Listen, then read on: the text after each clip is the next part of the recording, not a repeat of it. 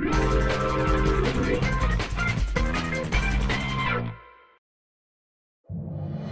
a point where it tips, there's a point where it breaks, there's a point where it bends, and a point we just can't take anymore. There's a line that will cross, but there's no return. There's a place, no bridges left to burn anymore. We can't just wait with life to take until they think we're ready. Our enemies are gathering, our storm is growing.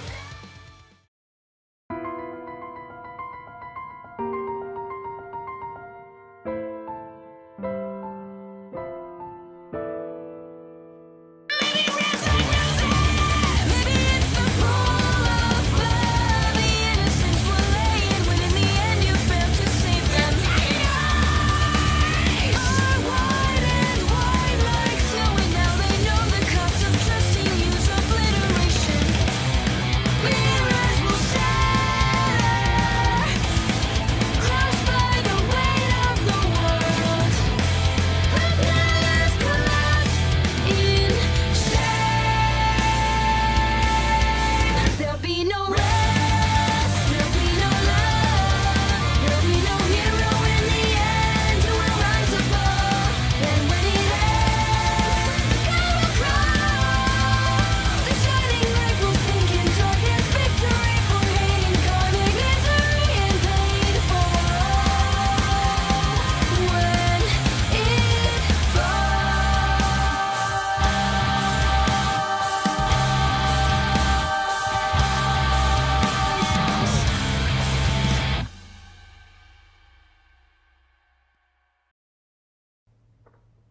Well, it comes as no surprise that they've chosen you to move on to the final round of the tournament.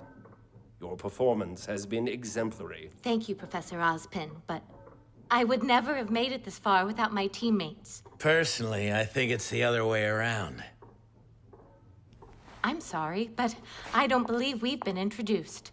Name's Crow. Crow is a trusted colleague of mine. Professor, if you don't mind me asking, why have you called me here? Please, take a seat. What is your favorite fairy tale? I'm sorry? Fairy tales. Stories from your childhood. Surely you must remember some of them. Well, there's the tale of the two brothers, the shallow sea, the girl in the tower. What about the story of the seasons? Oh, of course. A callous old man who refuses to leave his home is visited by 4 traveling sisters. The first understands his reclusive nature and urges him to use his time in solitude to reflect and meditate.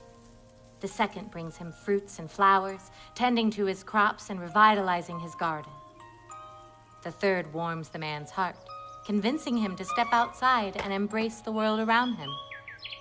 And the fourth and final sister begs him to look at all that he has and be thankful.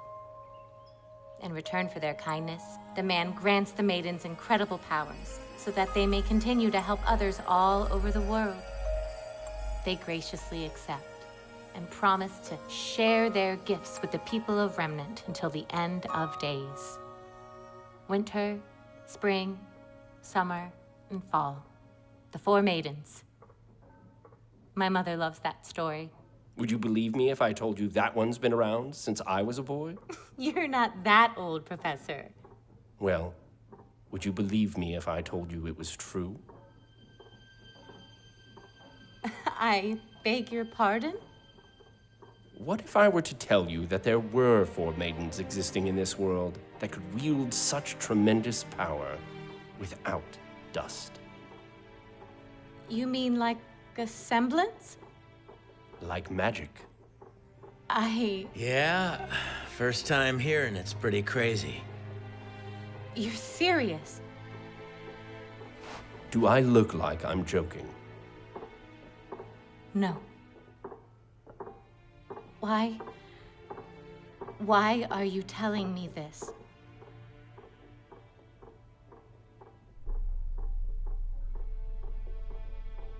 We are telling you, Pyrrha Nikos, because we believe that you are next in line to receive the Fall Maiden's powers. We? Sorry we're late. Wait. What is this? Who are you? You know who we are. We're still the same teachers and headmasters you met when you arrived at Beacon. Except we've got a little part-time job. We are the protectors of this world. And we need your help.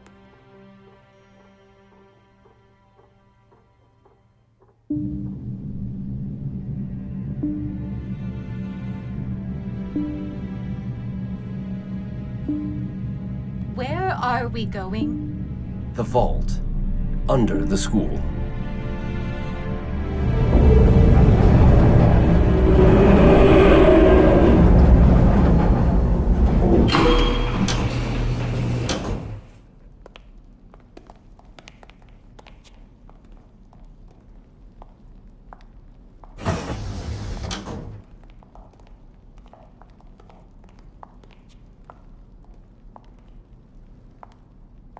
I'm sure you must have questions.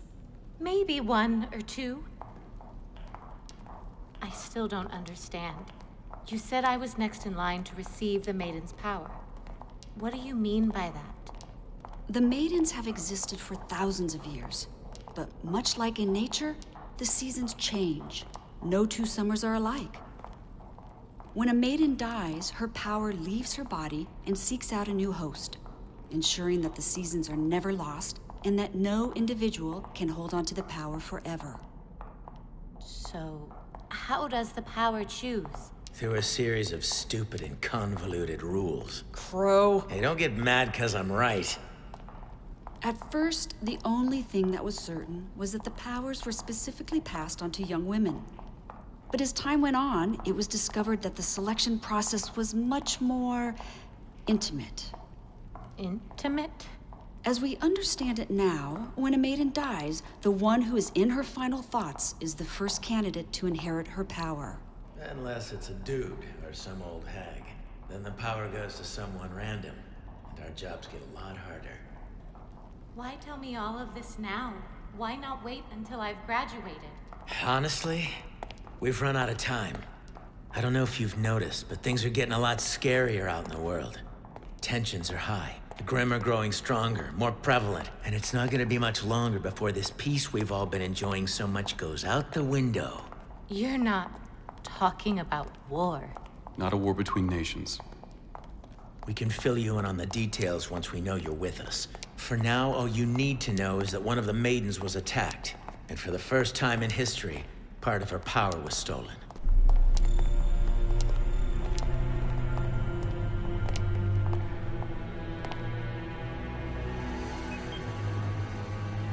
Is that... The current Fall Maiden, Amber. she's still alive? For now. We're using state-of-the-art Atlas technology to keep her stable. But there is a lot about this situation that is unprecedented. What do you mean? Well, we don't know what will happen when she passes. Won't her power just transfer to the next host? Look who's been listening. She is smart. Under normal circumstances, yes. But this is a delicate situation. It's not uncommon for the last thoughts of the slain to be of their attacker. And to make matters worse, no one's ever seen the power split like this before. For all we know, it will seek out its other half. Her assailant. And that would not bode well for any of us.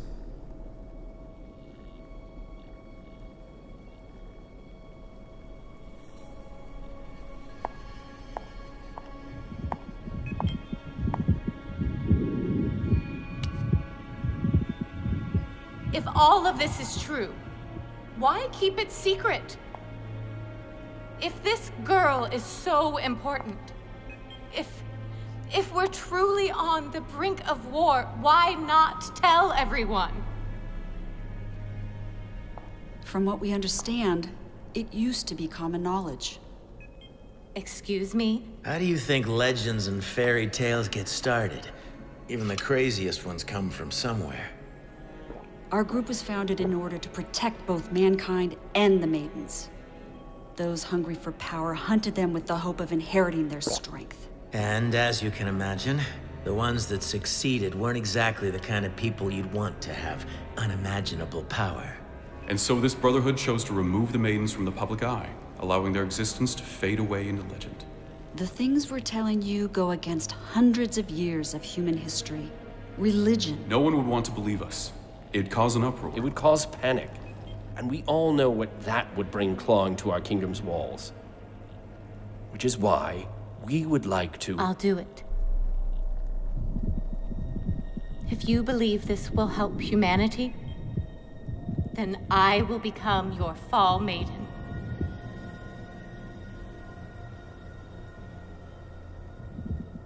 That's what you wanted, isn't it? It is. But I'm afraid it's not that simple. Given Amber's condition, you won't be able to inherit her power naturally. However, General Ironwood believes he has a solution. For the past few years, Atlas has been studying Aura from a more scientific standpoint. How it works, what it's made of, how it can be used. We've made significant strides, and we believe we found a way to capture it. Capture it and cram it into something else. Or in your case... That's Classified. wrong. The feeling is mutual. But desperate times call for desperate measures. And these are indeed desperate times. We can't transfer Amber's power to you, but we can give you what those powers are bound to. Her aura. Her life would become intertwined with yours. The question is... What's that gonna do to you?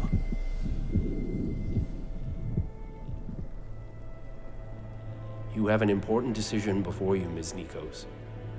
There's no guarantee this transfer will work, and there's no telling if you will be the same person if it does. I advise you to take time to think on this matter, but understand that before the Vital Festival is over, we will need your answer.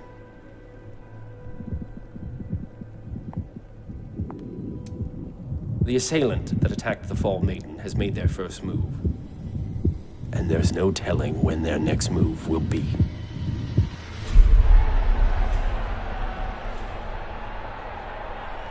Now for the moment you've all been waiting for, the one-on-one finals!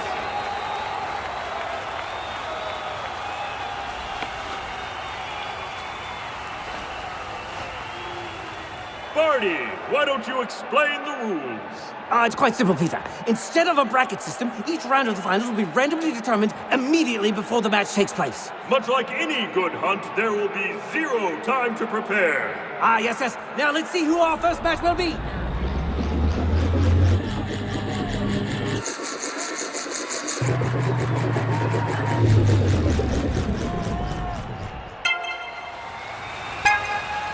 Yang Xiaolong and Mercury Black.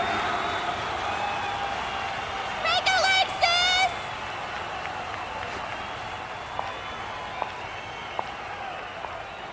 Would all other combatants please leave the stage?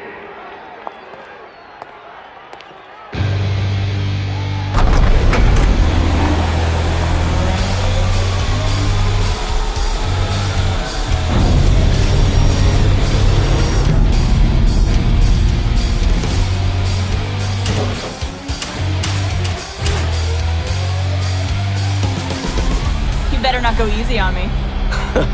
You wish.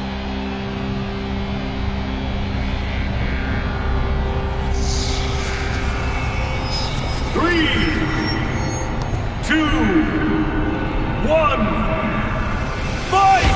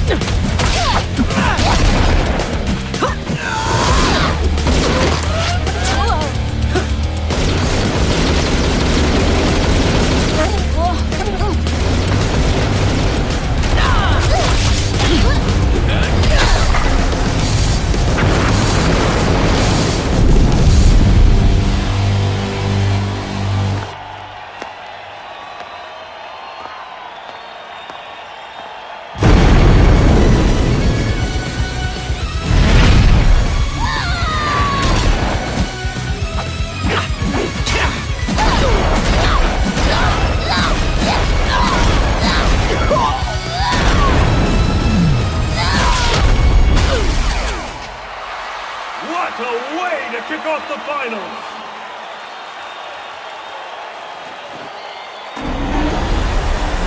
Yang Xiaolong wins! Way to go, Yang! Better luck next time. There's not going to be a next time, Blondie.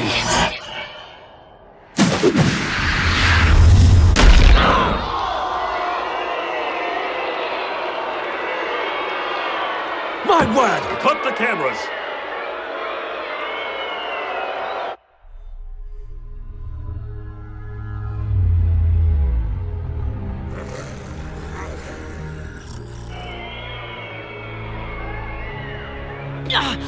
My leg! My leg! That's what you get, you little... Huh? Yang Xiaolong, stand down! What?